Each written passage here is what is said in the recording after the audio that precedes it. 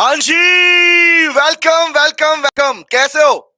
Reply करो बेटा कि आपको ऑडियो और वीडियो क्लियर है। फिर स्टार्ट करते हैं अपनी प्रैक्टिस सीरीज में अपने नए एक्ट को। अगले स्टार्ट करते हैं। राधे राधे सौमित्रा बेटा, सुनील हेलो बेटा, welcome. Satyam hello hello hello hello hello hello hello hello hello. तो फटाफट से रिप्लाई करो, क्या ऑडियो वीडियो दोनों क्लियर है? क्या मैं दिखाई दे रहा हूँ? क्या आपको मीठी मीठी आवाज आ रही है? हाँ या ना? Yes sir, hello hello hello. जय श्री राम सुमित बेटा, देवा वेलकम बेटा। तो लीजिए गाइस, बाकी ज्वाइन करते रहेंगे। हम लोग स्टार्ट कर रहे हैं अपने सेशन को। तो लास्ट सेशन हमारा हुआ था कि कैसे एग्जाम के अंदर क्वेश्चन लिखना, और हमने कुछ क्वेश्चन लिख के देखे थे। और आपको एक कॉमन पैटर्न आई थिंक समझ में आ चुका होगा, जहां पर हमारे आंसर को हमने 4 पार्ट में डिवाइड किया है कि 7 नंबर में आने वाला क्वेश्चन अगर केस स्टडी क्वेश्चन है तो, और नहीं है तो भी भाई ध्यान रखना। केस स्टडी क्वेश्चन है तो 4 पार्ट में divide. First part is fact and provision वाला पार्ट। फर्स्ट लाइन क्या लिखनी है, सेक्शन याद नहीं है तो क्या लिखोगे। मैं थोड़ा रिकॉल कर रहा हूं क्या हो चुका लास्ट सेशन में। जिन बच्चों ने लास्ट सेशन नहीं देखा, ज्वाइन नहीं किया था, थोड़ा रिकॉल कर देता हूं ताकि तुम्हें आइडिया मिले क्या हो चुका है। ठीक है, सेक्शन याद नहीं है तो क्या लिखोगे, और सेकंड फर्स्ट लाइन क्या होगी, सेकंड लाइन कौन सी होगी, सेकंड लाइन में क्या लिखना होता है, थर्ड लाइन में क्या लिखना होता है। एग्जांपल अगर याद नहीं आ रहा, एग्जांपल कैसे बनाते हैं, इवन आपको क्लास में एग्जांपल बना के दिखाया मैंने कैसे क्वेश्चन को यूज करके एग्जांपल बनता है। फिर उसके बाद में अगर केस स्टडी कोई है तो वो लिखनी होती है, लेकिन केस स्टडी अगर याद नहीं भी आए तो कोई दिक्कत नहीं है। आप खुद जानते हैं, जब आप लोगों ने कल आंसर लिखा तो आपका सिर्फ 2 पार्ट में P1 P2 पैराग्राफ 1 2 लिखने में ही 1.5 पेज तक कवर हो गया था ओनली। अगर आपको प्रोविजन की 1 से 2 लाइनें याद है तब भी। तो रिमेंबर, अगर प्रोविजन की 2 लाइनें भी याद है, 3 लाइनें भी याद है, जो मेन प्रोविजन है, आप ऑटोमेटिकली अपने क्वेश्चन की आंसर की लेंथ को इस तरीके से इंक्रीज कर सकते हैं। और आज इसी पैटर्न को यूज करके हम बढ़ने वाले हैं अपने अगले प्रैक्टिस वाले पार्ट की। तो आज प्रैक्टिस करने वाले हैं। पैटर्न आपको समझ में आ चुका है। अब मैं इसी क्वेश्चन के आंसर के अंदर ही हर क्वेश्चन में चेंज कर करके दिखाता रहूंगा और आपसे लगातार पूछता रहूंगा। ठीक है? हाँ जी बेटा, सुबह शुभम। डायरेक्ट क्वेश्चन बताने वाला हूं। डोंट वरी है ना। ओके। और इवन एक प्रॉपर क्वेश्चन बैंक आप लोगों के लिए तैयार किया मैंने। वो क्वेश्चन बैंक भी आप लोगों को शेयर कर दिया जाएगा। ओके, ताकि आपको ये टेंशन ना हो कि कौन से क्वेश्चन प्रैक्टिस करूं एग्जाम पॉइंट ऑफ व्यू से, कहां से करूं, कैसे करूं। कुछ भी नहीं करना। एक कॉमन शीट बना दी है जिसमें मैंने सारे वो क्वेश्चन जो एग्जाम में आ सकते हैं या आए हुए हैं वो सारे एक जगह पे डाल दिए हैं। और आपको ऐसे ही सभी एक्ट्स के अंदर आपके क्वेश्चन मिल जाएंगे, इंक्लूडिंग दी एमसीक्यूज बेटा। तो हम अपने पास में एमसीक्यू प्रैक्टिस तो कर ही रहे थे हमारे पास में, जहां हमारे पास करीब 100 क्वेश्चन हम लोग कर चुके थे कॉन्ट्रैक्ट कॉन्ट्रैक्ट के ऊपर ही। अब ऐसे ही आपके सभी एक्ट के ऊपर एमसीक्यूज भी लेके आने वाला हूं और ये प्रैक्टिस पार्ट भी चलता रहेगा। तो आज का डे मैंने और डिवोट कर दिया कि कॉन्ट्रैक्ट लेंदी था, इसलिए उसके ऊपर थोड़ी सी प्रैक्टिस और कर ली जाए। ठीक है, आइए स्टार्ट करते हैं। राधे राधे राधे राधे बेटा, वेलकम। आइए स्टार्ट करते हैं। तो सुनो भाई लोगों, लास्ट सेशन में हम लोगों ने अपने पास में क्वेश्चन डिस्कस किए थे, प्रैक्टिस किए थे, P4 के नोट्स भी आपको मिल चुके हैं। अब मैं इसी पार्ट में आगे बढ़ने वाला हूं। और एज आई सेड, सभी एक्ट्स कवर में मतलब सभी होंगे। मतलब ये है, अभी आज आज हमारा आज लास्ट डेट है इंडियन कॉन्ट्रैक्ट एक्ट का, आईसीए का लास्ट डेट है, इसलिए आज इस पार्ट को खत्म करते हैं। जैसे ही फिनिश होगा इसके बाद में हम पिक करेंगे सोगा, फिर पिक करेंगे एलएलपी, फिर पिक करेंगे नेगोशिएबल इंस्ट्रूमेंट एक्ट, फिर पिक करेंगे सोर्सेज ऑफ लॉ वाला पार्ट। तो ऐसे करके हर एक क्लास अब मैं डे वाइज डिवाइड कर रहा हूं। एक दिन एक एक्ट, एक दिन एक एक्ट। ठीक है, तो ये पांचों होने के बाद में मैं आऊंगा आपके पास में आपके कंपनीज एक्ट के ऊपर, फिर वहां भी हम यही करेंगे। ठीक है, कंपनी एक्ट में करीबन 3 सेशन प्लान कर रहा हूं मैं, 1 2 3। जब वो हो जाएगा फिर हम आएंगे अपने इंडस्ट्रियल लॉ के ऊपर, जहां पे हमारे छोटे छोटे एक्ट है, तो वो भी हम अपने पास में कवर करेंगे। चलिए, हाँ बेटा सत्यम, एमसीक्यूज कर रहे थे। अब अगली जो क्लास होगी उसमें मैं 2 एक्ट के एमसीक्यू उठाऊंगा, सोगा और एलपी, इन दोनों एक्ट के, इवन पार्टनरशिप भी, उन दोनों एक्ट के एमसीक्यूज पिक करने वाला हूं अगली क्लास के अंदर। ठीक है, ओके। जय जगन्नाथ बेटा, वेलकम। स्टार्ट करें, आइए। तो लीजिए लीजिए लीजिए नलायकों, जिन्होंने अटेंडेंस नहीं लगाया अटेंडेंस लगा दो, आए हो तो क्लास में। चलिए, तो अगला क्वेश्चन आपके सामने ये रहा। मैं आपको इसका हिंट नहीं दिखाऊंगा, क्वेश्चन पढ़िए और क्वेश्चन पढ़ने के बाद में जजमेंट पास कीजिए, क्योंकि आंसर कैसे लिखना है सिखा चुका हूं, लेकिन फिर भी हर क्लास में दोबारा बताऊंगा कहां पे क्या लिखना है। ओके, सुनते रहो ध्यान से बात को। यस पास बेटा, डेली क्लास के लिए मैंने बात की थी अभी, शेड्यूल बहुत टाइट है इसलिए। ठीक है, ओके, इसलिए हाँ ना, हाँ फाइनल की क्लास चल रही है इसलिए बेटा। यस हाँ जी। चलिए आइए बात करते हैं। सुनो भाई लोगों, क्वेश्चन नंबर 4 आपकी स्क्रीन के सामने ये रहा। मुझे रिप्लाई करो, क्या चेक करना है। जिन बच्चों की पहली क्लास चेक करना, भैया जब जब अपने पास में कोई क्वेश्चन पढ़ोगे, चाहे थ्योरी बेस पढ़ रहे हो या फिर अपने पास में केस स्टडी पढ़ रहे हो, दोनों क्वेश्चन के कॉमन रिक्वायरमेंट होती है। वो कॉमन रिक्वायरमेंट होती है एसीपी।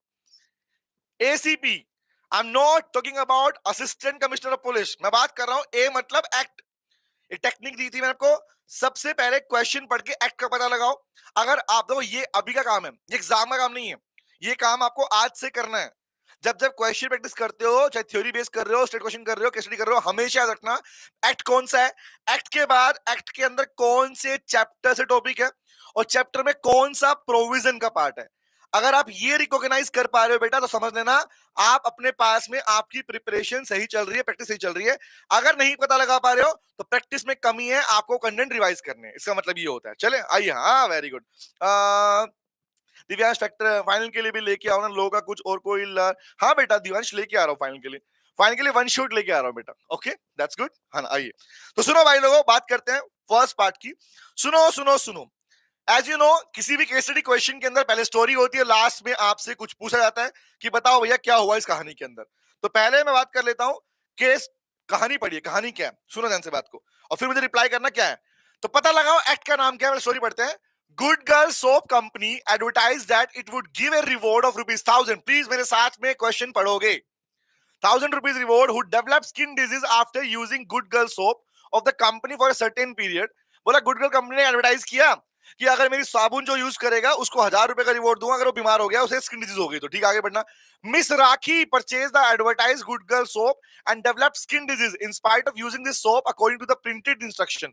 क्या किया, जो मिस राखी थी उन्होंने क्या किया, वो सोप परचेज की और एज पर इंस्ट्रक्शन यूज की, और फिर भी उन्हें स्किन डिजीज हो गया। आगे बढ़ना, कह रहा शी क्लेम्ड रिवॉर्ड ऑफ ₹1000, उन्होंने ₹1000 का रिवॉर्ड मांगा क्योंकि कंपनी ने वो अनाउंस किया था, कंपनी ने वो अनाउंस किया था। आगे बढ़ना, the company refused the reward on the ground that offer was not made to her and that in the any case she had not communicated her acceptance for the offer.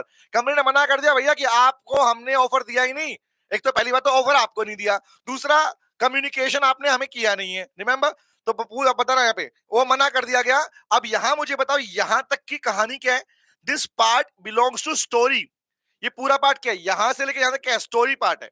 Her question में story part होता है हमारे पास, सुना ध्यान से study के अंदर। अब लास्ट में पूछा कि बताओ भाई लोगों, decide whether miss Rakhi can claim the reward और not, rap for the relevant case law if any. Please please please नाम बताओ, एक्ट का नाम क्या है। एक्ट का नाम है सर कौन सा, इंडियन कॉन्ट्रैक्ट एक्ट। वेरी लिखा भी, एक्ट का नाम क्या है, इंडियन कॉन्ट्रैक्ट एक्ट। चैप्टर का नाम क्या था, चैप्टर का नाम है सर ऑफर, चैप्टर नाम है ऑफर, याद आया, चैप्टर का नाम है ऑफर। प्रोविजन कौन सा है, प्रोविजन है सर जनरल ऑफर, याद आया। तो ऐसे पहचानना होता है। एक्ट का नाम क्या हुआ, एक्ट का नाम हुआ इंडियन कॉन्ट्रैक्ट एक्ट। चैप्टर का नाम क्या है, ऑफर। ऑफर में कहां पड़ा, टाइप्स ऑफ ऑफर में क्या था, जनरल ऑफर, याद आया। अब बताओ क्या ये एड्रेस से क्वेश्चन तक पहुंच पा रहे हैं हम लोग, हाँ सर पहुंच पा रहे हैं, very very good, exactly sir, public को जनरल ऑफर था, वेरी गुड, शाबाश, लाजवाब। अब बताओ लिखना है, अब लिखना है भाई। तो अब लिखने के पार्ट में मैं सिखा चुका हूं, first line common line, second line fact के आंसर की लाइन। फैक्ट का मतलब होता है कि जो क्वेश्चन ने पूछा और आपकी लाइन सेम सिमिलर मैच होनी चाहिए। तो क्या बोला, decide whether mister miss Rakhi can claim the reward और नोट। पहले मुझे रिप्लाई करो, क्या इस क्वेश्चन के अंदर जो मिस राखी ने ऑफर देखकर, अखबार पढ़कर, उस सारी इंस्ट्रक्शन फॉलो करने के बाद में जो ऑफर एक्सेप्ट किया, तो क्या यहां पर उन्हें वो रिवॉर्ड मिलेगा, यस और no. Very good Shivashish, Ayushi बहुत बढ़िया बेटा, लाजवाब, सबका सब यहाँ। क्या मिलेगा, यस और नो, वरना लायक मिलेगा, नहीं मिलेगा, मिलेगा। तो आंसर क्या बनेगा, आंसर यहीं से बनेगा, यस मिस राखी। देखो ये हटा दो वर्ड, अगर इस वर्ड को गायब कर दूं तो कौन सा है, ये क्या बन गया, miss Rakhi can claim the reward, yes, remember. अब ये लाइन का आंसर तो मुझे मिल गया। प्रोविजन का नाम क्या है, प्रोविजन का नाम है, याद करो, दिखाता हूं, अब लिसन टू मी। सोचो इस सेम क्वेश्चन को मैं अपने कल वाले आंसर में फ्रेम करूं, देखो देखना सामने। According to the provision of the Indian contract act 1872, first line common line यहां भी अप्लाई हो जाएगी, हो जाएगी। बस बदलेगा क्या, बदलेगा ये सेकंड वाला पार्ट, बदलेगा ये सेकंड वाला पार्ट। यहां क्या बन जाएगा, यहां लिखा जाएगा, yes in the given case, क्या बोलूंगा, इन the given case miss Rakhi can claim the amount. Line number 2, rakhi can claim the amount, किस बेस पे, on the ground of general offer, on the ground of general offer. Line change हो चुकी है। अब जैसे listen to me guys, सुनना ध्यान से बात को, अगर मैं इसी को बदल दूं, लेट सपोज इसको मैं थोड़ा चेंज कर दूं, तो अगर मैं इसे गायब कर दूं तो आंसर क्या बनेगा, लिखो इन द गिवन, क्या बोलूंगा, इन the given case, in the given case या गिवन सिचुएशन, क्या बोलूंगा, मिस राखी मिस राखी पूछा था ना उस क्वेश्चन में, क्या कर पाएगी नहीं कर पाएगी, तो आपका रिप्लाई क्या होगा? हाँ कर पाएगी, कैन क्लेम। हमेशा अपने पास में अपने क्वेश्चन के आंसर को सेकंड लाइन में रखा करो। कैन क्लेम दी रिवॉर्ड, कितने का रिवॉर्ड था? ऑफ ₹1000। किससे बेटा? From girl company, girl soap and company, girl soap and company. तो ये होगी तुम्हारी सेकंड लाइन। किस आधार पर कहा तुमने? On the ground, the word is common. On the ground बोलता है प्रोविजन लिखने वाले हो आपके पास। फर्स्ट लाइन सेकंड लाइन हो चुकी है, तो ग्राउंड क्या है भाई? यहां पर बताना, यहां पर आधार क्या है? Tell me. मैं कल वाले क्वेश्चन हटा रहा हूं, क्या है ऑन द ग्राउंड? क्या बनेगा? Now the question is on the ground, on the ground of general offer, on the ground of general offer. बताओ बेटा, यहां तक फर्स्ट लाइन दो लाइन क्लियर हो गई? हाँ क्लियर हो। आगे बताओ मुझे सर। अच्छा कल नहीं परसों, और आज नालायक क्या हो गया? तो परसों ही है। हाँ okay, on the ground general offer. अब मुझे बताओ मेरी आगे लाइन क्या होगी? नेक्स्ट लाइन क्या सीखी थी हम लोगों ने? सर इसके बाद इसका प्रोविजन को एक्सप्लेन कर दो। मतलब कौन सा? जिसके आधार पर तुम एग्जाम में आंसर दे रहे हो उसे डिफाइन कर। क्या होता है मीनिंग? तो बोलो, क्या बोलोगे? A general offer, I am remembering the third line is, उसको डिफाइन करना। ए जनरल ऑफर क्या होता है? General offer is an offer, is an offer which is made to the general public, made to the general public at large, and hence यही पढ़ा था, and hence ये same class में लिखवाया था मैंने, and hence any person, any person कोई भी व्यक्ति who is having knowledge of such offer can accept the offer। बताओ बेटा बताओ, क्या यही एडिटिव पार्ट आप लोगों ने पढ़ा? सेम मैंने कल वाले क्वेश्चन के आंसर की लाइन में इसको अटैच कर दिया। रिमेंबर, चेक कर पा रहे हो? देख रहे हो? First line, second line, ground वाले बाद में प्रोविजन का डिस्क्रिप्शन। रिमेंबर, एक्सेप्ट कर सकता है। याद आ गया? अब मान लो एग्जांपल जनरल ऑफर वाले पार्ट में आपने कुछ पार्ट और भी पढ़ा था। Any acceptance without having knowledge of offer is invalid, वो भी पार्ट लिख सकते हो इसके अंदर। You can write the word. Remember, अब यहां पर अगला पार्ट क्या बनेगा? अगला पार्ट बनेगा, हमारा एग्जांपल कल क्वेश्चन था तो ये तो हट जाएगा, ये हट गया। बट क्वेश्चन इज नेक्स्ट, बताओ एग्जांपल कैसे बनाऊंगा? एनएसएआर, कल हमने क्वेश्चन को यूज करके एग्जांपल बनाया था। अब बताओ ना, यहां पर नाम था मिस्टर गर्ल एंड सोप, नाम मिस्टर राखी। टेल मी, अगर मैं सेम क्वेश्चन के अंदर, अगर मैं सेम क्वेश्चन की कहानी में नाम बदल दूं, गुड गर्ल, ये एग्जांपल, मैं इसमें नाम बदल दूं, नाम बदल दूं और साथ में रिवॉर्ड की अमाउंट बदल दूं, रिमेंबर रिवॉर्ड अमाउंट बदल दूं, तो क्या मेरे पास में नेम चेंज, स्टोरी चेंज और provision same, NSAR amount change, name change, story change, amount change सीख चुके कल हमारे पास में। जिन्होंने वो सेशन नहीं देखा प्लीज बेटा सेशन देख लेना ताकि तुम्हें क्लैरिटी अच्छे से क्या सेशन है। एनएसएआर, नाम बदल दो, स्टोरी मतलब क्या? साबुन की बात की है, तुम बदल दो, मेडिसिन लिख दो। यहां पर याद है कोरोना कोविड के टाइम पर इतनी सारी वैक्सीन आई थी, Covaxin, Covid shield, you can use the word. Amount बदल दो, रिवॉर्ड की अमाउंट बदल दो, 2 लाख की रिवॉर्ड कर दो। रिजल्ट मतलब सेम रखोगे, मतलब इन शॉर्ट रिजल्ट सेम रहेगा, बाकी बदल दो। तो चेक करो क्या ये सेम क्वेश्चन का आंसर बदल गया नहीं बदल गया? क्या ये सेम क्वेश्चन तुम्हारे पास में तुम्हारा नया एग्जाम्पल बन जाएगा? यस और नो? हाँ जी, सब कुछ बदल दो, कह रहा लायक राजा। हाँ जी, छोटी बच्ची रख दो लायक, हाँ है ना? Yes, very very good, bad girl कर दो, कह रहे हैं हाँ नलायक को। यस क्लियर है? तो सेम इस तरीके से आपने अपना एग्जाम्पल वाला पार्ट भी रेडी हो जाएगा जैसे हमने कल किया था। तो ये वाला पार्ट तो आज बताया। अब अगर मैं इसी पार्ट को वापस अंडू कर दूं ताकि तुम्हारा सेम क्वेश्चन वापस आ जाए, तो you will get the answer. बड़ा ठीक है। तो कल वाला क्वेश्चन क्या था? ये था। अभी हमने इसको चेंज कर दिया। तो फर्स्ट P1 P2 लिख लोगे, हाँ है ना? क्या P1 P2 हो जाएगा? यस और नो? बोलो बोलो बोलो बोलो बोलो बोलो बोलो, रिप्लाई करो मुझे, मैं इसको ठीक कर लेता हूं तब तक के लिए। क्या P1 P2 हो जाएगा? हाँ हो जाएगा। अच्छा ठीक है भैया, नालायक राजा मार खाएगा कल, कल नहीं परसों। स्कूल टाइम में नहीं बोलते बेटा कल की छुट्टी है, तो क्या बोलता है? परसों छुट्टी है। नहीं सही बोलो, वहां तो नहीं बोलते, तुम वहां तो कहते नहीं नहीं सर जो कह रहे हो सही कह रहे हो, है नालायक को। आराम से हो जाएगा, ठीक है। अब मुझे बताओ अगला पार्ट, इसलिए मैं आप क्वेश्चन पूछूंगा, प्रोविजन बताऊंगा, आगे बढ़ूंगा। क्वेश्चन पूछूंगा, प्रोविजन बताऊंगा, आगे बढ़ूंगा। मैं तरीका ये रहने वाला, ठीक है। अब बताओ P1 P2 तो हो गया, P3 में क्या लिखोगे? P3 मतलब केस स्टडी। क्या तुम्हें इसमें कोई केस स्टडी याद है? जनरल ऑफर पे कौन सी केस स्टडी पढ़ी? Carlill versus carbolic company limited. You can write the case study. Case study लिखने का तरीका भी सिखा रखा है तुमको मैंने, एनएसपीसी। नेम लिखो पहले, फिर स्टोरी लिखो, फिर प्लेंटिव को जजमेंट। और स्टोरी को आप अपनी लैंग्वेज में लिख सकते हो। रिपीट कर रहा हूं, लॉ में दो ही चीजें ऐसी होती है भाई जिन्हें आप अपने सेंटेंस दे सकते हो। एक होता है example of the answer, example लिखना। एग्जाम्पल में you can choose your own name, you can choose the amount, you can choose the story, that will be on you. ये अपना, उसे कोई भी क्रॉस नहीं कर सकता। रिमेंबर, ये थोड़ी है कि मैं अगर छुई मुई नाम यूज कर रहा हूं गलत काटा मार दे, कोई काटा नहीं मारने वाला। दूसरा पार्ट क्या है, the story part of case study. Case study की स्टोरी के अंदर आप अपने सेंटेंसेस बदल सकते हो। रीड करो, लिखा मैंने आंसर के अंदर स्टोरी की सेंटेंस, स्टोरी मत चेंज कर देना भाई। छोटी स्टोरी कर सकते हो लेकिन स्टोरी को आप चेंज नहीं कर सकते। रिमेंबर, ध्यान रखना।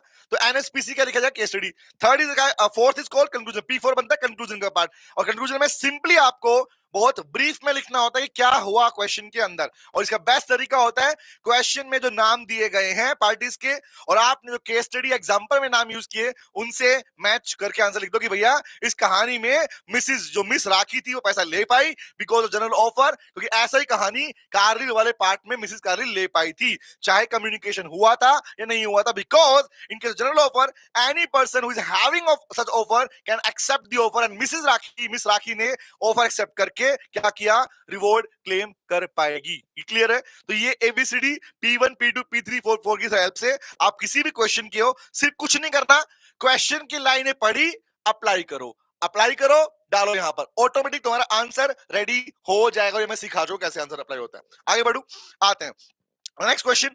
और मैंने आपको आपके जो नोट्स के अंदर हिंट भी दिए कि आंसर क्या रहने वाला है। आंसर का प्रोविजन दे रखा है मैंने आपको, यहाँ पे हिंट दिया है, Rakhi can claim the reward. Case का नाम था कार्लिल वाला केस। आगे बढ़ता हूं, next question is question number 5। बताओ क्वेश्चन नंबर 5। प्लीज एक बार नीचे वाला पार्ट मत देखना, ठीक है? तुम नीचे वाला पार्ट मत देखना। हाँ, इतने समझदार तो हम हैं सर, ठीक है। क्वेश्चन 5 बताओ भैया।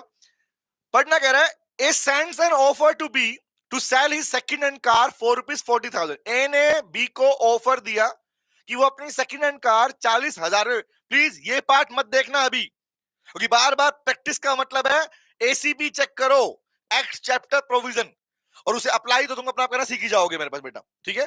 हाँ बेटा आयुषी, फॉर 7 मार्क्स 7 नंबर के क्वेश्चन के लिए maximum 1.5 page is more than enough, याद रखना, ठीक है? ओके, बट आपको जबरदस्ती लो में कभी भी किसी भी आंसर की लेंथ को खींचने की कोशिश नहीं करना। Do not repeat the word. और ये हमने अप्लाई भी किया, हमने अपने कंसेप्ट को रिपीट नहीं किया, सिर्फ प्रोविजन को ऐड ऑन किया। फर्स्ट लाइन वैसे भी अलग मिलेगी, सेकंड वैसे भी अलग मिलेगी क्योंकि परफेक्ट का आंसर लिख रहे हो, थर्ड में प्रोविजन वो भी अलग मिलेगी, तो सब लाइनें अलग ही मिलने वाली है, मैच नहीं हो सकती हमारे पास में, ठीक है? ओके, आइए नीचे कर दो, दिखेगा नहीं ना बेटा, सुनो ध्यान से। लो क्वेश्चन बताओ मेरे को। ए ने बी को ऑफर दिया कि वो अपनी सेकंड कार बेचेगा 40,000 के अंदर विद ए कंडीशन क्या, that if B does not reply within a week, कि बी ने अगर एक सप्ताह में रिप्लाई नहीं किया, A shall treat the offer accepted. A मान लेगा ऑफर एक्सेप्ट हो चुका। कह रहा है is A is correct in proposition, जो ए कह रहा है वो सही है। What is the position if B communication his acceptance after 1 week. एक क्वेश्चन में दो आंसर पूछे गए, रखना, एक ही क्वेश्चन में दो क्वेश्चन है। पहला क्वेश्चन है कि जो ए कह रहा है कि भैया जो मेरी प्रीपोजिशन है कि भैया मैं एक्सेप्टेंस मानूंगा, मैं मान लूंगा एक्सेप्टेंस हुआ है, नंबर 1। दूसरा कह रहा है कि अगर उसने एक सप्ताह के अंदर अंदर अपना कम्युनिकेशन दे दिया होता, किसने, बी ने, तो तुम्हारा आंसर क्या होता? तो इस क्वेश्चन को दो हिस्सों में लिखना है, part A and part B. Tell me guys, मुझे फर्स्ट पार्ट का रिप्लाई करो कि यहां पर जो मिस्टर ए है वो कह रहा है कि मैं एक्सेप्टेंस मान लूंगा, तो क्या मन ही मन में सोच लेना या रिप्लाई नहीं करने पे एक्सेप्टेंस मान लेना, इज इट एक्सेप्टेंस? क्या ये वैलिड एक्सेप्टेंस है? पहले बताओ एसीबी क्या है? एसीबी एक्ट का नाम, कॉन्ट्रैक्ट, चैप्टर का नाम आपके पास में, the chapter belongs to offer acceptance, याद आया? प्रोविजन का नाम कौन सा है? दो प्रोविजन अप्लाई होते हैं। फर्स्ट अप्लाई होता है हमारे पास में, offer may be conditional but it may not contain the non compliance of with amount acceptance, the legal rules के अंदर पार्ट था। और इसका आंसर क्या है? इसका आंसर बेटा वो है जहां पर आप बोलते हो कि सर यहां पर क्या बोला, 1 वीक में कर लिया तो रीजनेबल टाइम में अगर एक्सेप्टेंस होती है दैट इज वैलिड, याद आएगा? Very good. तो first part is not valid, क्या आएगा? This part is not valid. पढ़ लो ध्यान से, देखो फर्स्ट में क्या लिखा, आंसर क्या है? ये प्रोविजन लिख दिया मैंने यहाँ पे आप लोगों के लिए, ताकि आपको खाली कुछ नहीं करना, अपने आंसर में इन प्रोविजन सजाना है बेटा, सजाना है, ठीक है? सुनो ध्यान से। When B remained silent, जब B चुप था, It does not amount to acceptance, as acceptance cannot be implied merely from silence to offer. As you know, this mere silence or mentally acceptance does not amount to acceptance. That is called invalid acceptance. अब पढ़ चुकी हो, very very good. Same हमने MCQ भी किया था इसके ऊपर प्रॉपर. दूसरा बताओ, एक्सेप्टेंस अगर एक वीक के अंदर हुई तो क्या बोलते हैं? इसको बोलते हैं with in the time limit में आपको हो जाती है तो बी एक्सेप्टेंस क्या हो जाएगी भैया? एक वीक के बाद तो क्या है इनवैलिड, पर वीक से पहले हुआ तो होगा वैलिड. याद रहेगी बात है? Very very good. वैलिड क्या बोलता है? रीजनेबल टाइम में एक्सेप्ट हो गई तो ठीक है. किसी ने कहा 5 दिन में बता दे, 5 दिन में बता दिया तो क्या मतलब? इसका मतलब एक्सेप्टेंस वैलिड है. बट 5 दिन के बाद गए दैट इज स्टैंडिंग ऑफर का पार्ट बन जाता है. क्या आपकी एक्सेप्टेंस वैलिड नहीं है? Is it clear? Very very good. आगे बढ़ू. सेम अप्लाई करोगे कहां पे? अपने पास में, अपने आंसर वाले पार्ट के अंदर. क्वेश्चन नंबर 6 बताओ. Question number 6. क्वेश्चन नंबर 6 पढ़ना बेटा. ये क्वेश्चन यहां पे, आधा क्वेश्चन यहां पे. सुनना ध्यान से. M agreed on Monday to sell his property to N. M ने एग्री किया मंडे को कि वो अपनी प्रॉपर्टी एन को बेचेगा. प्लीज सुनना ध्यान से बात को.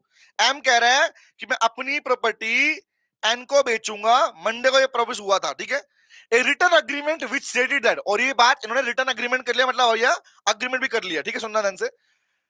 विच स्टेटेड दैट, जिसमें लिखा हुआ this offer to be left upon until Saturday 10 AM. Mention कर दिया ये ऑफर तब तक खुला है 10 कब? शनिवार 10 बजे तक खुला है. मंडे को ऑफर किया गया है, मंडे को अग्री किया गया है, और ऑफर को ओपन कब तक है? Offer remains open for acceptance on Saturday. Remember, in the mean time, उसी टाइम में वेंसडे को M enter into a contract to sell his property to एओ. जिस व्यक्ति ने, एम ने कहा था, सुनो, एम ने एन को प्रॉपर्टी बेचने के लिए कहा था, ठीक है.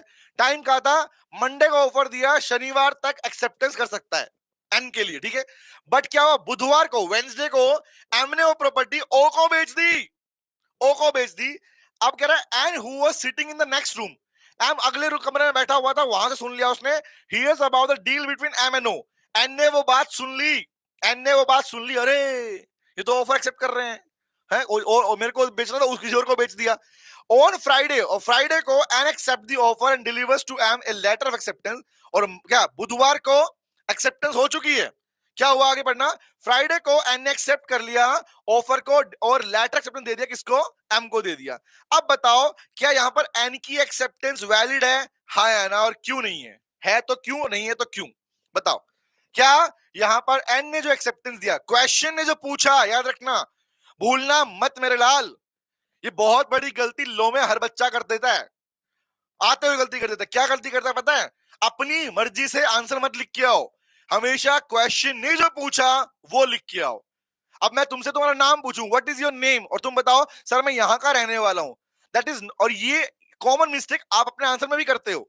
क्वेश्चन पूछ रहा है कि क्या एन की एक्सेप्टेंस वैलिड, आप बात करोगे किसी और चीज की.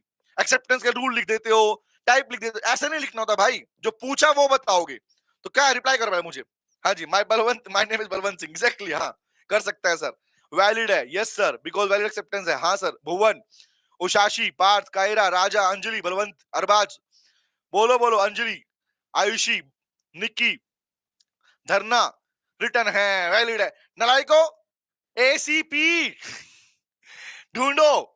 क्या, अगर मुझे बताओ, कोई पार्ट बताओ मुझे. आपने एक वर्ड पढ़ा था, स्टैंडिंग ऑफर, याद है वर्ड?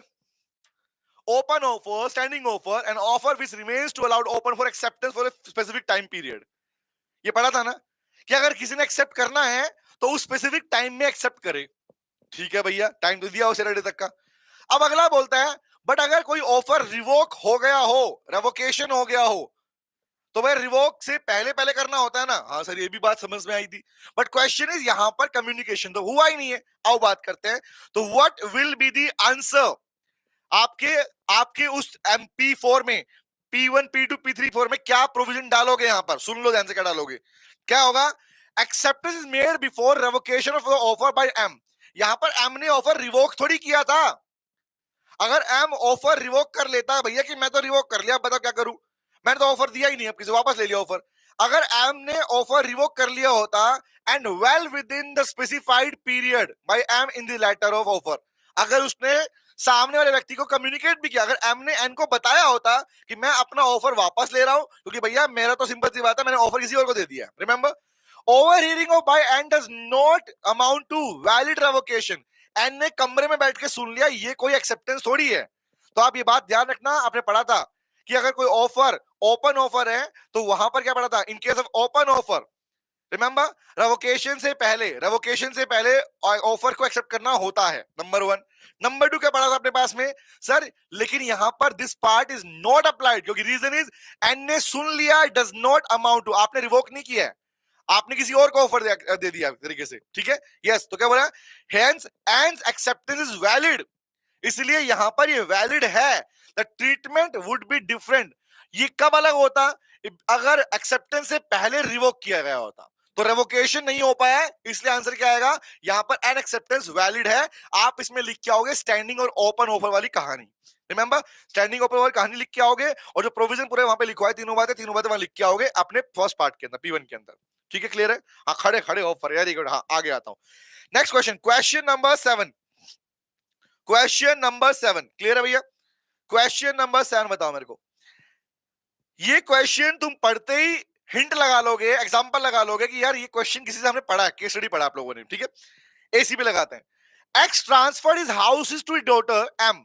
एक्स ने अपनी डॉटर बेटी एम को एक घर ट्रांसफर किया बाय वे ऑफ गिफ्ट, आगे पढ़ना, the gift deed executed by X, X ने गिफ्ट डीड बना दी, gift deed is also an contract an agreement, remember, आप जानते हैं गिफ्ट डीड को आप फॉर्मल कॉन्ट्रैक्ट अंडर सील कहते हो, याद है, टाइप ऑफ कॉन्ट्रैक्ट में कॉन्ट्रैक्ट अंडर सील पढ़ा था आप लोगों ने, वो गिफ्ट डीड का पार्ट, आगे पढ़ना, कंटेन अ डायरेक्शन जिसमें लिखा होता दैट एम शैल पे अ सम of ₹5,000 per annum per month to N, जहां लिखा होता कि 5,000 पर मंथ वो अपने किसको देगी, उसका जो भाई एग्जीक्यूटिव है, जो सिंपल सी बात है ना, the sister of executive, consequently am executed an instrument in favor of an agreeing to pay a said sum, बाद में मां के कहने पर, रिमेंबर, बाप या मां के कहने पर क्या किया, एम ने हाँ कर दिया कि मैं ट्रांसफर कर दूंगी, बाद में afterward M refuse to pay the sum to N saying that she is not liable to because no consideration has moved from her, बाद में उसने, बाद में मतलब मर गई हो गया, एक्स मर गया होगा,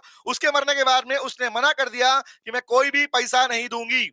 अब ये तो कहानी है भाई, कहानी है, क्वेश्चन पूछ क्या रहा है, क्वेश्चन कह रहा है decide with reason whether M is liable to pay this said sum और नोट, यहां लिसन टू, एक बात सुन लो, अगर क्वेश्चन ने ये बात सुनो, टेक्निकल बात बता रहा हूं लोगों के अंदर, जो गलती तुम करते आते एग्जाम के अंदर, मैंने देखा है भैया, पूरा आंसर आता है तुमको, फिर भी गलती करके आते हो, पता क्या गलती होती है, दिखा दो क्या गलती करके आते हो, गलती होती है ये, क्वेश्चन ने पूछा whether M is liable to pay this said sum to N और नोट, अगर क्वेश्चन ने पूछा होता यहां पर कि क्या एन क्लेम कर पाएगा, तो कहानी अलग होती, मतलब कहानी अलग, मतलब तुम्हारा सेंटेंस हमेशा तुम्हें इसी लाइन से उठाना है, तुम्हारा सेंटेंस, तुम्हारा फैक्ट का आंसर, प्रोविजन का आंसर यहां पे उठाओगे, यस, आप मुझे बताओ पहले तो, क्या ले पाएगा, है ना, वेदर एम, क्या एम लायबल है पे करने के लिए, जो मना कर रही है, वेरी गुड बेटा, चिन्हैया वर्सेस रमैया वाला केस, एग्जैक्टली, बहुत बढ़िया, शाबाश, याद आया, हाँ जी, चैप्टर का एक्ट का नाम कॉन्ट्रैक्ट, एसीपी एक्ट का नाम कॉन्ट्रैक्ट, चैप्टर नाम कंसिडरेशन, रिमेंबर, प्रोविजन का नाम कौन सा है, रूल्स ऑफ कंसिडरेशन में पढ़ा था, कंसिडरेशन में be move from the promisee और any other person other than third party, याद है, और थर्ड पार्टी अगर बेनिफिशियरी तो क्लेम कर सकती है, यस, वेरी वेरी गुड, तो आंसर क्या आएगा भैया, योर आंसर विल बी कि एम, आप लिखोगे yes in the given case M is liable to pay the sum to N, आप ये लिखोगे, ये मत लिख क्या ना कि N can recover the amount, no भैया, द क्वेश्चन की लाइन ही तुम्हारी आंसर की लाइन होनी चाहिए, ऑलवेज रिमेंबर, आगे बढ़ू, क्या आंसर चेक कर लो, यस एम लायबल है, और केस में क्या लिखोगे, P3, याद है, P1 तो तुम लिख दोगे, P1 तो तुम्हारा हो गया, P2 में एग्जांपल बना दोगे, P3 में क्या लिखो, P3 में तुम लिख के आओगे चिन्हैया वर्सेस रमैया वाला के, जहां पे चिन्हैया बेनिफिट ले पाया था because being a third party वो बेनिफिशियरी भी था, याद है, एंड कंक्लूजन मतलब P4, that is what P4 conclusion का पार्ट, क्लियर है, P1 P2 P3 P4, आगे आता हूं, क्वेश्चन नंबर 8 बताओ, question number 8, question number 8, Mr X was in need of money and offer to sell his cashier to Z, सुनना, Mr X जो है उसको पैसे की रिक्वायरमेंट है, तो उसने अपना कैशियो बजाना ना, कैशियो टिन टिन टिन बजाने वाला होता है, कैशियो ऑफर किया बेचने जेड को, कितने में, 6,000 रुपए का, मिस्टर एक्स ने पैसों की रिक्वायरमेंट की वजह से सेल किया, ऑफर किया कि मेरा कैशियो खरीद लो 6,000 के अंदर, आगे पढ़ना, Z refuse to buy the same at the stated price, Z ने मना किया 6 में नहीं लूंगा भाई, इसलिए एक्स ने धीरे धीरे प्राइस गिरा के 2,000 तक पहुंच गया कि 6 में नहीं ले लो, 2 में ले लो भैया, आगे पढ़ना, व्हिच जेड एक्सेप्टेड, और जो 2000 का प्राइस था, वो जेड ने एक्सेप्ट कर लिया कि ठीक है 6 में नहीं 2 में लूंगा। रिमेंबर, आगे पढ़ना। Before the cashew was delivered, अब भैया बात समझना, ऑफर हो गया, एक्सेप्टेंस भी हो गया। Offer plus acceptance plus consideration, reply करना। ऑफर, सुना कहीं ध्यान से, ऑफर हो चुका है, एक्सेप्टेंस हो चुका है, कंसिडरेशन भी है, क्या ये अग्रीमेंट कहलाएगा? है ना? ऑफर भी हो गया, मैं जो पूछ रहा हूं वो रिप्लाई करो।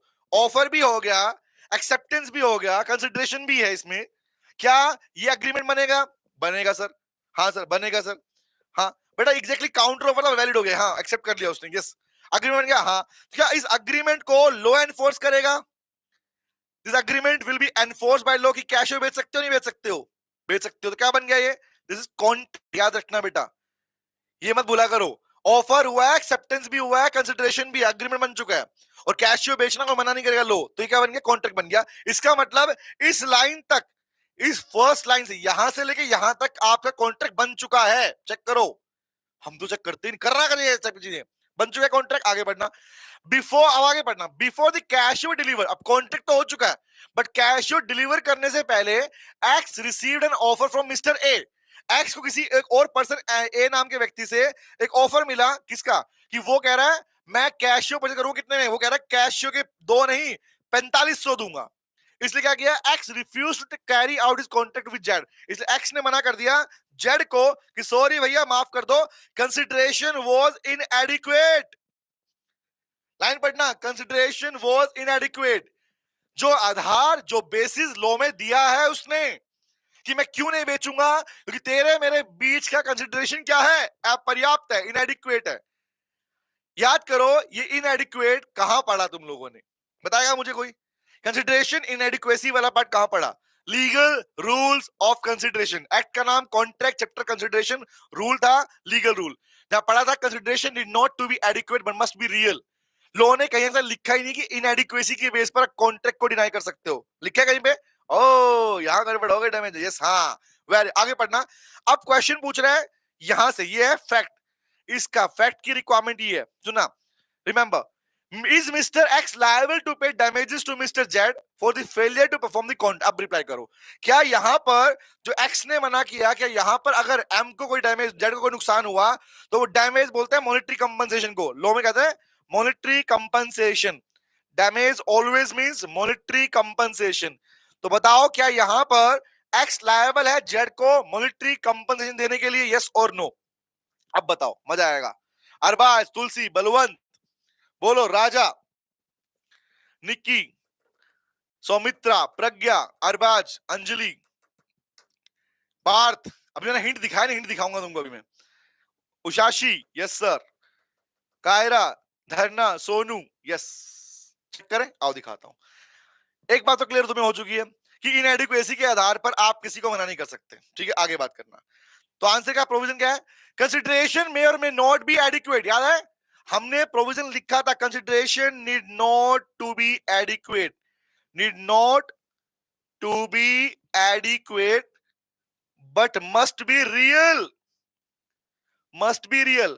कंसिडरेशन पर्याप्त, मैंने एग्जांपल तुम्हें दिया था, याद है? ये बलवंत नालायक था उस दिन, है ना? मैंने कहा कि फोन लेके आया हूं, पैसों की जरूरत है बेटा, मैं ये फोन 5000 में बेच रहा हूं, तो मैं मजबूरी है मेरी। द क्वेश्चन इज, क्या मैं बाद में डिनाई कर दूं कॉन्ट्रैक्ट होने के बाद में? नो, याद है? तो बना, the inadequacy of a consideration has no effect on the validity of the contract, Mr. X is liable under the contract to Z। याद रखना, या inadequacy के आधार पर आप कॉन्ट्रैक्ट को void नहीं बना सकते, आप मना नहीं कर सकते। मना क्या मतलब क्या है? मना मतलब है रिफ्यूज, मतलब है ब्रीच ऑफ कॉन्ट्रैक्ट। जो कॉन्ट्रैक्ट आपने किया था, आप उसे इनएडिक्वेसी के बेस पर मना कर रहे हो, दैट मींस आप ब्रीच कर रहे हो। ब्रीच का मतलब क्या है? You will have to pay the damages if any, use the word if any, you remember? नालायक राजा, है ना? हाँ, पुरानी बात याद मत करो सर, बलवंत नालायक। हाँ, बलवंत कह रहा है मैं नालायक नहीं। बलवंत नालायक का मतलब मैं उसको बोलता हूँ जो सबसे प्यारा बच्चा होता है। अब बता, है नालायक? और आज से नहीं बोल रहा हूँ, मैं 15 साल से बोल रहा हूँ नालायक को। हाँ आओ, चलो, नालायक का मतलब होता है जो समझदार बच्चे हैं, जो पढ़ने वाले बच्चे हैं, जो मेरे लाडले बच्चे हैं, उन्हें नालायक बोलता हूँ मैं, है ना? आओ आओ नेक्स्ट पे आओ, थैंक यू। ओके, क्वेश्चन, तुम सब नालायक ही हो, आओ बात कर। क्वेश्चन नंबर 9, क्वेश्चन नंबर, अब तो दो बार बोल क्वेश्चन नंबर 9 पे आओ, चलो पढ़ना क्या कह रहा है? Mr Ramesh promise to pay rupees. Guys मैं बार बार रिपीट कर रहा हूं, जो पार्ट हम क्वेश्चन पे डिस्कशन कर रहे हैं इनका आंसर आप P4 में अप्लाई करके लिखोगे। सिखा दिया मैंने लिखना। जिन्होंने परसों वाली क्लास नहीं ज्वाइन की, रहा सुन लिया, परसों बोल रहा हूं मैं, ज्वाइन नहीं की थी वो क्लास को देख लेना। उसमें कैसे हमने आंसर की लाइनों को फ्रेम किया था, कहां प्रोविजन डाला था, कहां प्रोविजन लिखा था, एग्जाम्पल कैसे बनाया था, कोई एग्जाम्पल कैसे बनाया जाता है। अगर एग्जाम्पल याद नहीं आ रहा तो एग्जाम्पल रट्टा मारने की रिक्वायरमेंट नहीं है। इवन तुम्हारा पूरा आंसर तुम्हें रट्टा नहीं मारना, एक कॉमन पैटर्न से तुम अपने आलो में किसी भी आंसर को लिख सकते हो। पैटर्न में दिया है मैंने आप लोगों को, ठीक है। आगे बढ़ो। हाँ जी, देख चुके हैं, और जिन्होंने देख लिया बहुत अच्छी बात, स्नेहा वेरी गुड बेटा। ओके चलिए, तो अब बात करता हूं अगले क्वेश्चन में। क्वेश्चन नंबर 9, क्वेश्चन नंबर 9 आओ बात कर ली जाए। ये क्वेश्चन एग्जाम में आया था बेटा, पता है 7 नंबर में ये क्वेश्चन आ चुका है। और अच्छी बात यह है कि सेम क्वेश्चन सीएमए में तो आया, सीए में भी आया था, और सीए में तो सेम नाम यूज किए गए थे। सुनो ध्यान, सर ऐसा क्यों कर कह रहे हो आप, सुनो ध्यान से। हमारा इंस्टीट्यूट एक काम करता है बेटा, क्या काम करता है, लो में क्या काम करता है वो, ये खाली हमारा इंस्टीट्यूट नहीं करता, ये सीए इंस्टीट्यूट भी करता है, सीए इंस्टीट्यूट भी करता है। ये एक दूसरे की कोई कोर्स ऑलमोस्ट सिमिलर सबका, तो उनमें जो क्वेश्चन आया वो उठा के तुम्हें दे देते हैं, तुम्हारे वाला वो अपने अपने में डाल लेते हैं, तो चलता रहता है यहाँ पे। इसलिए ये कंसीडर करना पड़ेगा तुमको, ध्यान रखना कि क्वेश्चन ऐसे ही बनते हैं। आओ बात सुनते हैं। हाँ जी, इस पैटर्न की वजह से लो लिखने का पैटर्न इजी हो गया हमारे लिए। Simpy thank you very. हाँ बेटा, बनाया आप लोगों के लिए, आज नहीं बनाया, पहले से बना रखा है। थैंक यू, आप ये बात बोल रहे हो, अच्छा लग रहा है मुझे। हाँ, P4 क्लियर बात कर रहा है, वेरी गुड, थैंक यू। आओ, तो अभी नलायक को और कॉन्फिडेंस आएगा, प्रैक्टिस से आएगा। सुनो ध्यान से, रिप्लाई करो मुझे। क्वेश्चन पढ़ रहा हूं। Mister Ramesh promise to pay ₹50,000 to his wife Mrs Lali. Ramesh ने प्रॉमिस किया लाली को 50,000 रुपए देगा, पढ़ना, so that she can spend this sum on 30th birthday. 30 साल की हो गई भाई वो, 30 बर्थडे में खर्च कर सके। आगे बढ़ना। Mrs Lali insisted her husband to make a written agreement if he really loved her. कि अगर सच में मुझसे प्यार करते हो बाबू, तो बाबू सुना है ना, मतलब तो मुझे ये जो आपने बोला है इसको लिख के दो, मुझे लिख के दो। Mr Ramesh made a written agreement and agreement was registered. Agreement किया गया और अग्रीमेंट रजिस्टर्ड भी हो गया। लिसन टू मी, पति पत्नी की कहानी है, अग्रीमेंट हुआ है, रिटर्न अग्रीमेंट भी है और रजिस्ट्री भी हो चुकी है। आगे पढ़ना। Mr Ramesh failed to pay the specified amount to his wife Mrs Lali. Mrs Lali wants to file a suit against Mr Ramesh and recover the promise amount. पैसा नहीं दिया उसने उसको, और उसको गुस्सा आया, उसने क्या किया, वो case she wants to file a suit, वो केस डालना चाहती है अपने पति अगेंस्ट में। आगे पढ़ना। Sir, referring to the applicable provision of the contract act, advise whether Mrs Lali will succeed. क्या क्वेश्चन ने पूछा, प्रोविजन के अकॉर्डिंग बताओ क्या मिसेस लाली सक्सीड होगी, मतलब मिसेस लाली क्या वो पैसा 50,000 रुपए रिकवर कर पाएगी, यस और नो। अगर आपने प्रोविजन का डिफरेंस समझा है तो इसका जवाब एकदम सही आएगा मेरे पास में, वेरी गुड। और ये मैंने डिस्कशन भी किया था। अक्षय वेलकम बेटा, हेलो बेटा। बताओ क्या मिसेस लाली क्लेम कर पाएगी, यस और नो, यस और नो। अब यहां पर एक ही डिफरेंस था, मैंने 2 वर्ड हाईलाइट किए, तुम्हारा आंसर चेंज हो जाएगा ऑटोमेटिकली, क्योंकि रीजन इज, अगर मैं बोलता, लिसन टू मी, तुम सबने कहा हाँ ले पाएगी ले पाएगी ले पाएगी ले पाएगी ले पाएगी, सबने बोला हाँ ठीक है। My question is from you, नालायक नहीं, स्नेहा नहीं बेटा, सुनो ध्यान से बात को। अगर मैं यहां पर रिटर्न वर्ड हटा देता, रजिस्टर वर्ड भी हटा देता, नाउ बताओ अब ले पाएगी। अगर मैं कहता इस लाइन में, इस क्वेश्चन में रिटर्न नहीं हुआ, रजिस्ट्री भी नहीं हुई, now your answer will B same और डिफरेंट।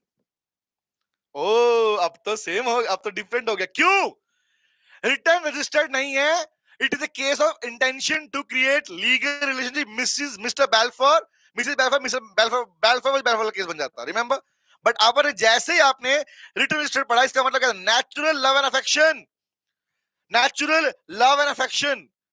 रिटर्न और रजिस्टर्ड होना नेचुरल लव एंड अफेक्शन की रिक्वायरमेंट है भैया। पति पत्नी की कहानी में अगर रजिस्ट्री और रिटर्न आ गया, that simply means that it is exception, section number 25 sub section 1, Section number 25, subsection 1, that means in case of natural love and affection, there's no requirement of consideration to make a valid contract. ये हमने पढ़ा है, हमने लिखा भी है इस बारे में. Remember? तो बताओ, now the question belongs. Very good, Bhuvan, exactly बेटा. अगर ये word नहीं होता, the answer will be as per Balfour versus Balfour. Remember?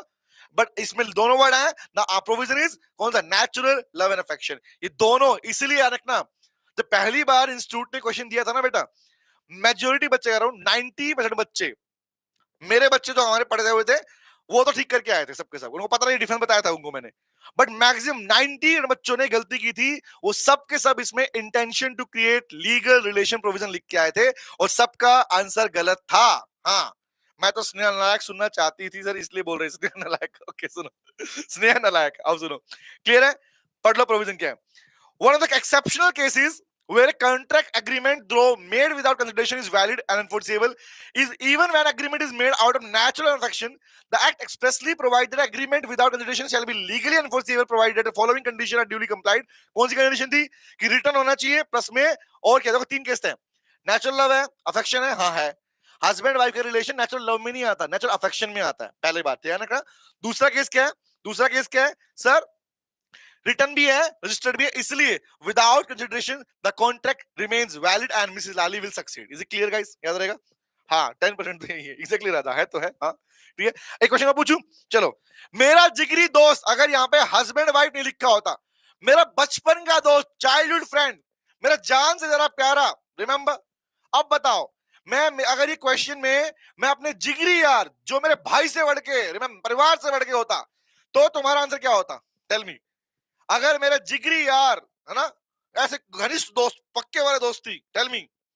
हाँ, अगर उसकी बात की होती, उसकी बात की होती, हाँ, अभी उसकी शादी थी मेरे दोस्त की, पता तुमको, जैसा दोस्त मेरा दोस्त था, हाँ, जो ऐसा मेरा दोस्त था, बचपन का दोस्त था, चटी बड़ी, उसकी शादी थी.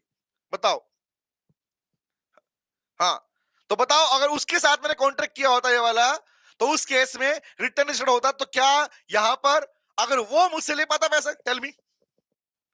हाँ, आपने बताया नहीं, मनीषा करिए तो साथ चल, तुम सब साथ चलते हैं मेरे. मैं खुद लेट पहुंचा शादी में उसके. जब मैं उसकी शादी में पहुंचा, उसके फेरे चल रहे थे, फेरे टट टट. उसने मुझे जिस नजरों से देखा ना, ऐसे करके देखा कि मेरी शादी में ये सिर्फ फेरों के टाइम पे पहुंचा है. वो लुक बड़ी खतरनाक थी बेटा. हाँ हाँ.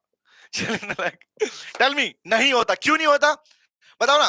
Why your answer was not, क्यों नहीं कर पाता? Reason is clear. Nearness of, पढ़ा था सेक्शन नंबर 25 में लिखवाया था मैंने आपको. Nearness of relationship does not amount to natural love and affection.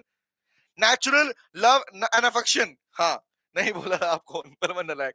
हाँ, बलवंत वो बहुत कुछ बोला बेटा, मैं यहाँ बोल भी नहीं सकता क्या बोला मेरे को वो, है ना. छोड़ो, ठीक है. अब बात सुनो.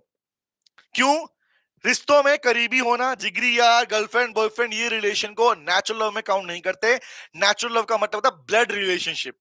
नेचुरल अफेक्शन में काउंट किया गया हस्बैंड वाइफ का रिलेशनशिप. रिमेंबर? हाँ, समझ गए सर, नालायक बलवंत.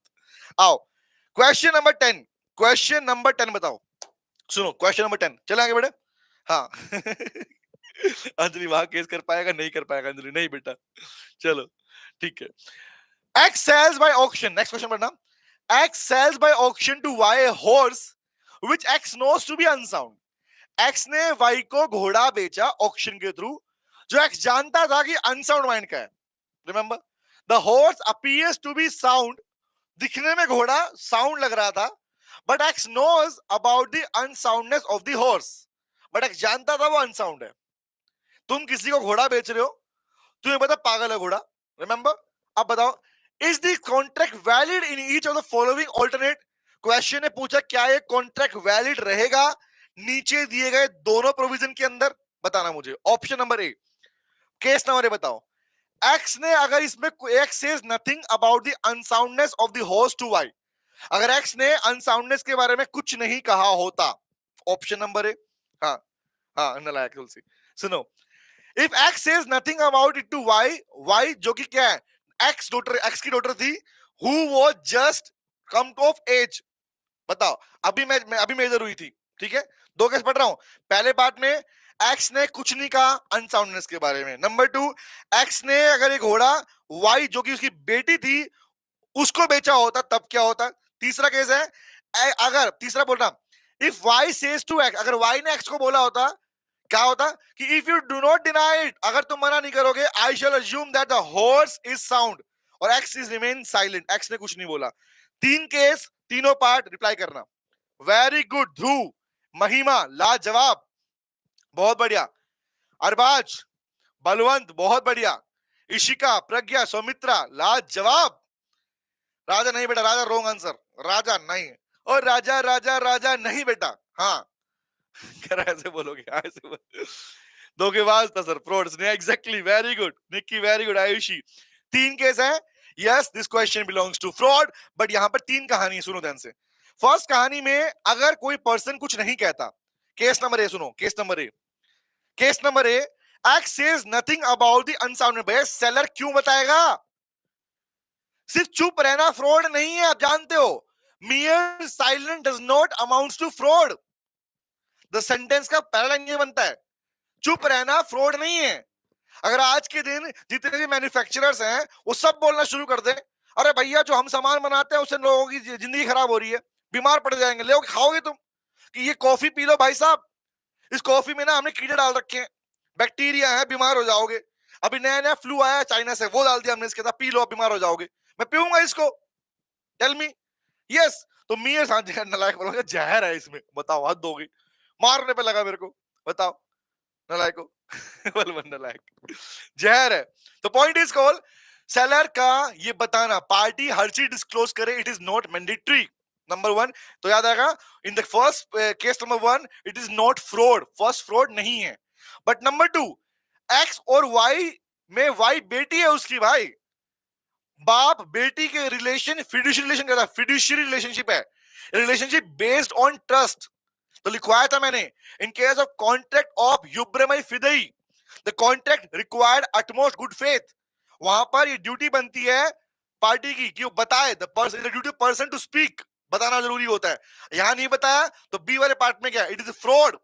तीसरा भी क्या है, क्या पूछने के बाद भी चुप रहोगे, तो mere silence does not amount to fraud, but unless it is equivalent to speech, तुमसे पूछने के बाद भी चुप रहे और फिर वो गलती निकल के आती है, दैट इज फ्रॉड। तो दो पार्ट फ्रॉड में, एक पार्ट फ्रॉड में नहीं है, बोलो क्लियर हुआ।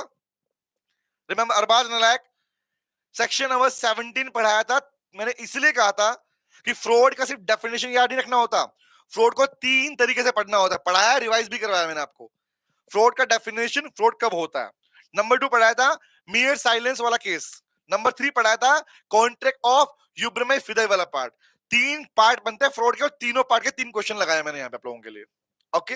हाँ, अब भुवन सेकंड केस इसलिए बेटा कि बाप बेटी का रिश्ता विश्वास पर बना होता है, विश्वास पर बना है, तो यहाँ पर ड्यूटी बनती है, द ड्यूटी, कौन सा ड्यूटी, किस बात की, contract of uberrimae fidei, which means that contract required utmost good faith, जो ऐसे कॉन्ट्रैक्ट में विश्वास पर बने होते हैं बेटा, वहां ड्यूटी बनती है, आपको बताना चाहिए, you should disclose the facts, नहीं बताया तो गलती आपकी, हाँ समझ लिया अच्छे से, आ गया हमको, हाँ यस, हाँ चलो, ऑप्शन है डिसीजन, पहला कॉन्ट्रैक्ट क्या है भैया, वैलिड, दूसरा क्या है नॉट वैलिड, तीसरा भी क्या है not valid, you can read the example, reason है वो बता रखे मैंने आपको यहाँ पे, ठीक है भैया।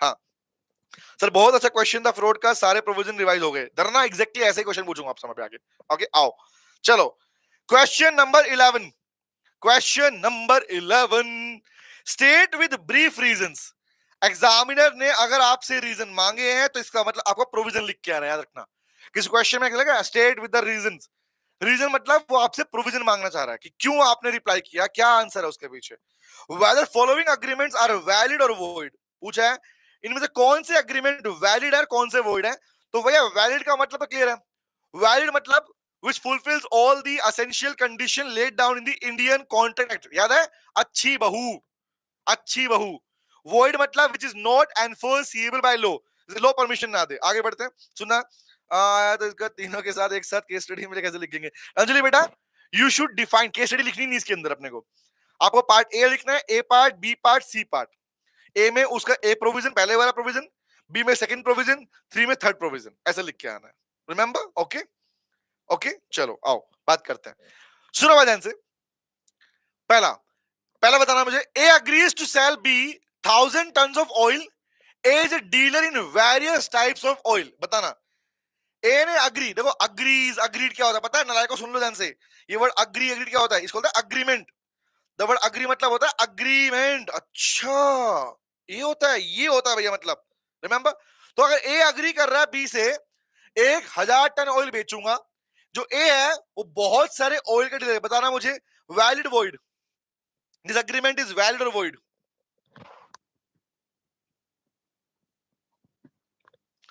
सोच समझ के रिप्लाई करना। आयुषी कह रही है वैलिड है, निक्की भी वैलिड कह रही है, सौमित्रा वैलिड कह रही है, मनीषा कह रही है वॉइड है, अंजलि भी कह रही है वॉइड है, प्रज्ञा वैलिड, धरना वैलिड, भुवनेश्वरी कह रही है वॉइड है, भुवनेश्वरी बहुत दिनों बाद बैठी, very very good, welcome. Void है बिकॉज, हाँ जी very good. Shivashish valid, Kaira valid, Ishika valid, Arbaz कह रहा है नोट वेक। मैंने पूछा वैलिड या वॉइड, नलायक क्वेश्चन ने पूछा वैलिड या वॉइड, क्या नलायक कुछ भी बोल रहे हो? हाँ very good Anjali, object specify नहीं है, वेरी गुड सैयद, एग्जैक्टली भैया। 1,000 टन ऑयल बेचूंगा, क्या यहां पर, और यहां पे लिख दिया ए जो है वो बहुत सारे टाइप के ऑयल बेचता है, क्या ऑयल स्पेसिफाई है, is object is specify, yes और no? No, uncertain, when the terms is uncertain the agreement is void, याद आया?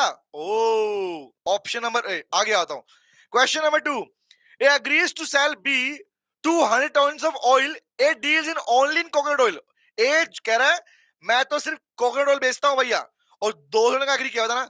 Now ABCD valid void, valid void, 200 ton oil बेचूंगा और कोकोनट ऑयल में काम करता हूं खाली, बताओ।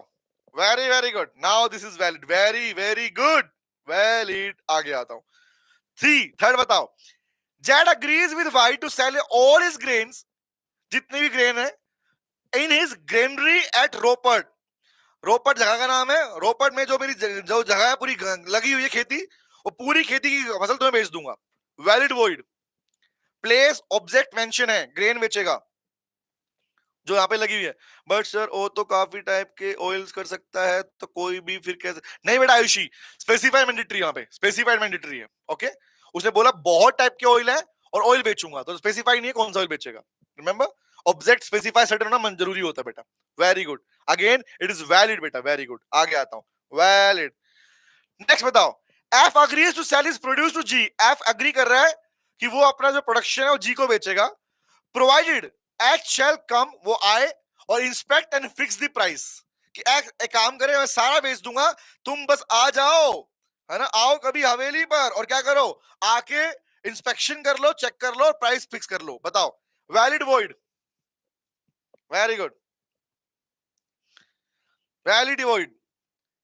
डरना, यहाँ पे मैंने किसी में भी क्वेश्चन में प्राइस नहीं लिखा ध्यान रखना बेटा, ओके, ऊपर वाले पार्ट में, तो don't worry about that, okay. Agrees का पार्ट कर रहे हैं यहाँ पे, हाँ जी, बोलो बोलो बोलो बोलो बोलो, वैलिड क्यों, price can be certain, price को फिक्स किया जा सकता है, एच जाएगा जाके अग्री करेगा तब जाके कंटिन्यू होगा, वैलिड पॉइंट है। नेक्स्ट बताओ, D agrees to sell is white horse ₹4 5,000 और 10,000, सफेद घोड़ा बेचूंगा 5,000 या फिर 10,000, नाउ टेल मी, अब बताओ व्हाट इज वैलिड या वॉइड, ये तो सबको पता होगा, सबको पता होगा, अंजलि, महिमा, आयुषी, स्नेहा, दीपू, निकी, उषाशी, प्रज्ञा, अरबाज, सौमित्रा, बोलो, पार्थ, वेरी गुड, शिवाशीष, राजा, भुवनेश्वरी, स्नेहा, धरना, भुवन, बलवंत, इशिका, वॉइड है, घोर वॉइड है, घोरा, Dhruv, very good very good, amount is not specify, very good Shivankar, exactly correct answer है, दिस इज वॉइड बेटा, दिस इज वॉइड, क्लियर है भैया? आ गया हूं, आ जाओ, question number 12, question number 12, question number 12, ये बताओ मेरे को अरे अरे मैंने दिखा दिया आंसर, दिखा दिया, हाँ, नालायकों कोई भी आंसर देख के रिप्लाई मत करना, मैं बता रहा हूं, वरना ये गड़बड़ी तुम्हें एग्जाम में भुगतनी पड़ेगी, ध्यान रखना, ठीक है, प्रैक्टिस में ढंग से नहीं हो पाएगी, इसका मतलब ये होगा, ओके। हाँ मजा आ गया सर, सुमित्रा कर, अभी और मजा आएगा, ये बताओ मुझे, क्वेश्चन नंबर 12 बताओ, question number 12, X Y Z are partners of a software business, अक्सर मैंने देखा है जैसे बच्चों ने क्वेश्चन देखा पार्टनर्स, बोला ये क्वेश्चन तो पार्टनरशिप से आया, ये तो पार्टनर नहीं आया, नालायकों सीखो ध्यान से बात, क्वेश्चन पूरा पढ़ना मेरे ध्यान से, इसलिए बोलता हूँ एसीपी चेक करा करो, एक्ट कौन, चैप्टर कौन, प्रोविजन कौन सा, सुनो ध्यान से। हाँ, हम आप में आपको जानते हैं, हम अपने आप को जानते हैं, नालायक। सुनो अगला, एक्स वाई जेड पार्टनर्स है सॉफ्टवेयर बिजनेस के अंदर, who jointly promise to pay ₹30,000 to ए, जिन्होंने जॉइंटली प्रॉमिस किया है, ये जॉइंटली प्रॉमिस, ये प्रॉमिस वाला पार्ट कहां पड़ा, परफॉर्मेंस ऑफ कॉन्ट्रैक्ट में हु कैन परफॉर्म का लास्ट प्रोविजन लिखवाया तुमको मैंने, याद है? हाँ, सर से बेहतर हमको कौन जान पाएगा, हाँ मुझे पता है, जानता हूं मैं। हाँ, very, who jointly promise to pay 30,000 to ए, भाई प्रॉमिस किए 30,000 रुपए देंगे, लोन लिया होगा उससे, आगे पढ़ना।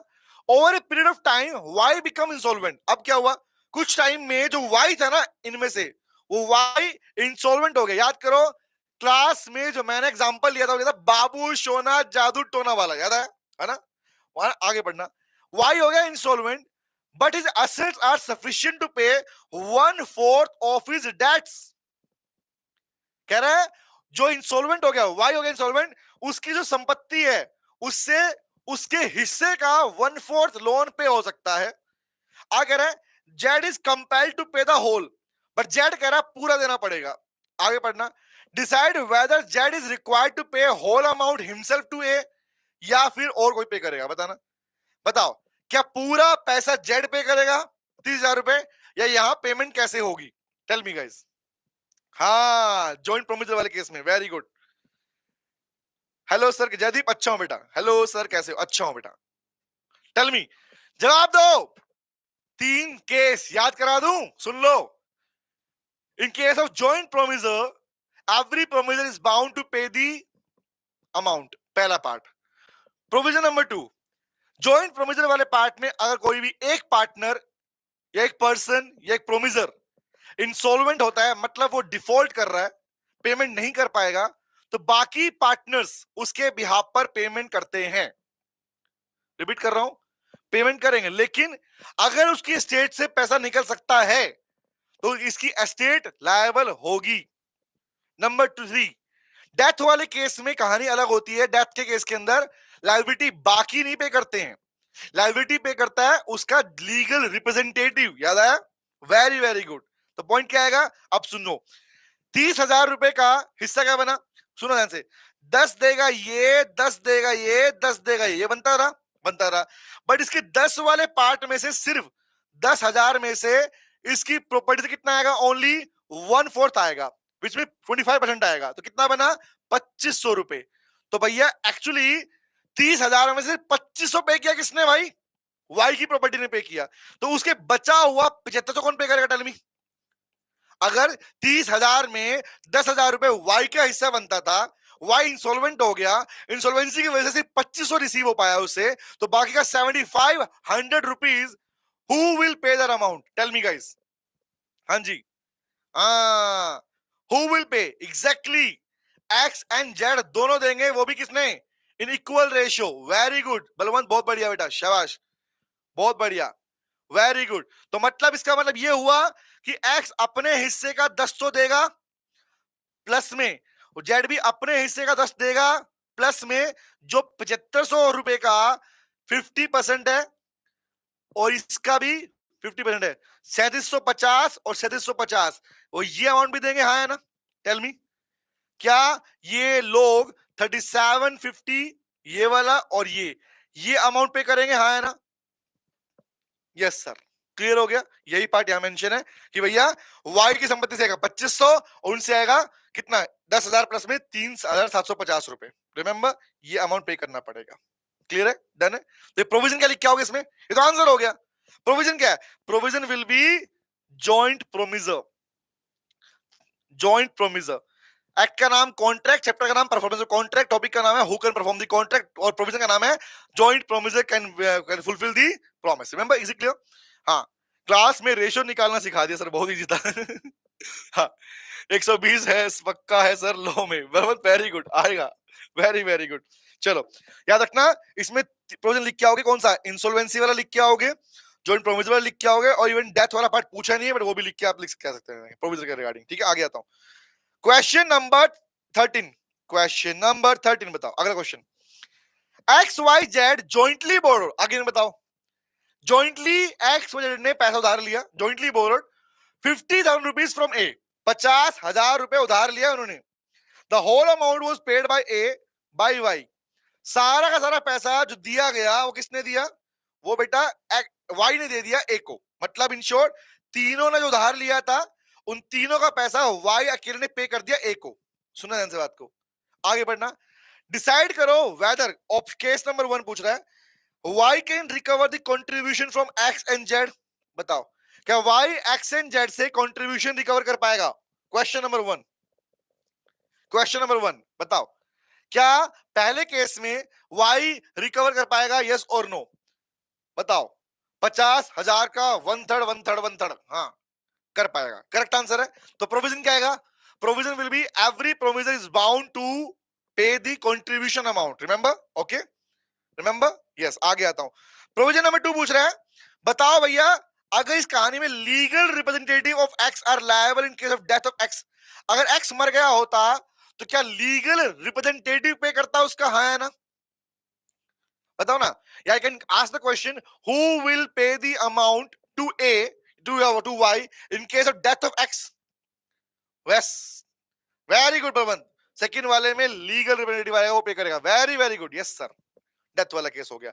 तीसरा है, वाई कैन रिकवर, तीसरा पूछ रहा हूं, Y can recover the contribution from assets in case of Z become insolvent.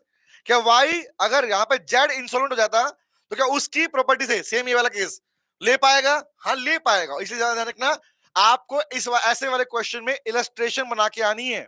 क्या बात कर रहे हो? हाँ, जॉइंट प्रोमिसर वाले पार्ट में you are having an option to extend the answer. भाई अगर मैं तीनों केस के अंदर 50,000 का डिवीजन दिखा दूं, 1 पार्ट, 2 पार्ट, 3 पार्ट, सोचो तुम्हारा कितना प्यारा आंसर लगेगा।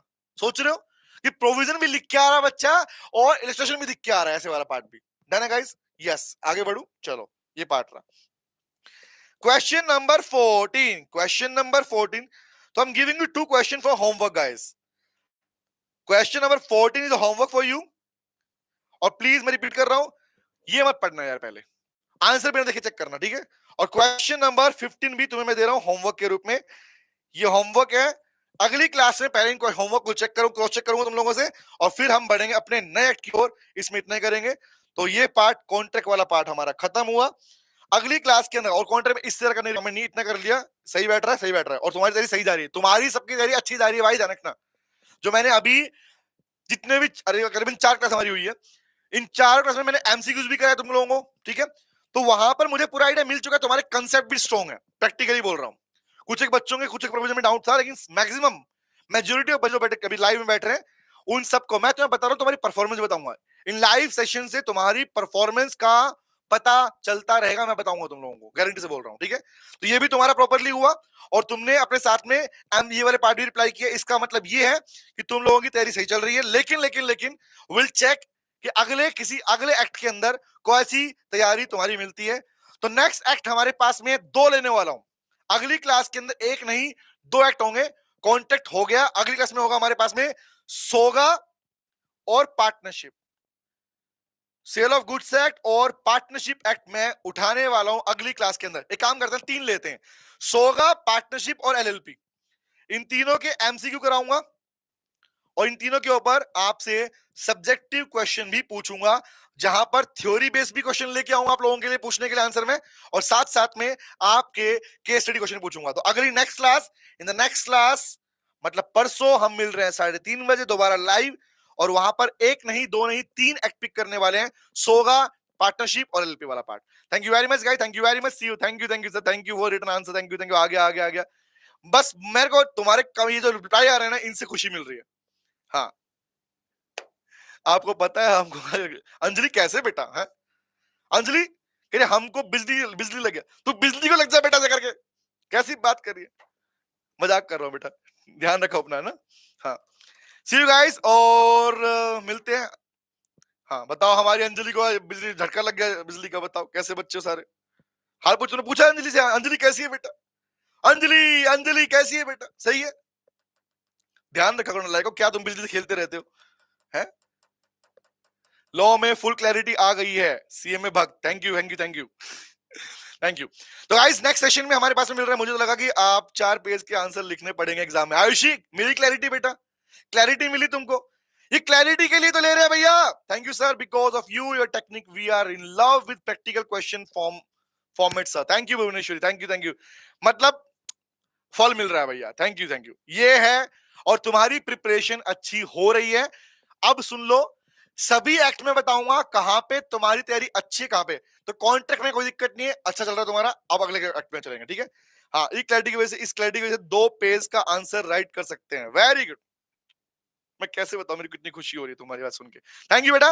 मिलते हैं परसों। परसों वाले सेशन को अभी से नोटिफाई कर लेना, नोटिफाई बटन प्रेस करके। पॉसिबली टाइम पहले ना ले लो इसलिए चक्कर में, ठीक है, कर लेना। Thank you very much guys, take care take care take care. Okay bye guys, take care, see you. गाना का कौन सा, बाय बाय और टाटा, सी यू अगेन। परसों मिलेंगे तेरे मेरे नैन। और सुनो, सोगा पार्टनरशिप एलएलपी रिवाइज करके आना। क्वेश्चन प्रैक्टिस होगी, एमसीक्यू वाली भी होगी और सब्जेक्टिव वाली भी होगी। Thank you very much. Like ठोक दो सब जोर जोर से, जुबांकर वेरी गुड। हाँ जी, हाँ।